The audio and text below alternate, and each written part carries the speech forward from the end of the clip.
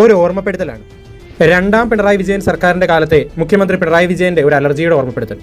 കറുത്ത മാസ്ക് പാടില്ല, കറുത്ത ഷർട്ട് പാടില്ല, കരിങ്കൊടി പാടില്ല, അമ്മാതിരി കമൻ്റ് ഒന്നും വേണ്ട, അങ്ങനെ തുടങ്ങി ഫ്ലൈറ്റിൽ വെച്ച് പിണറായി വിജയനെതിരെ മുദ്രാവാക്യം വിളിച്ച യൂത്ത് കോൺഗ്രസുകാർക്കെതിരെ വധശ്രമത്തിന് കേസെടുത്തത് വരെ എത്തി നിൽക്കുന്നു ഈ അലർജി.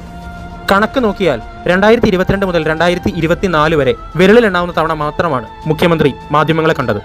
പല വിവാദ വിഷയങ്ങളും മുഖ്യമന്ത്രിയുടെ പ്രതികരണം ലഭിക്കാതെ തന്നെ അവസാനിച്ചു. രാജാവിനെ പോലെ പിണറായി വിജയൻ 10-20 കാറുകളുടെ അകമ്പടിയിൽ കേരളത്തിലൂടെ യാത്ര ചെയ്തു.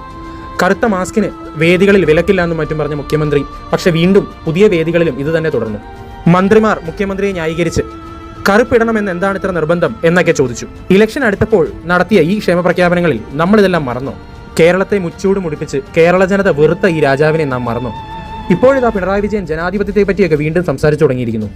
ഓർത്തെടുക്കേണ്ടതല്ല, ഇല്ലെങ്കിൽ ഇതിലും വലുത് നമ്മൾ കാണേണ്ടി വരില്ലേ?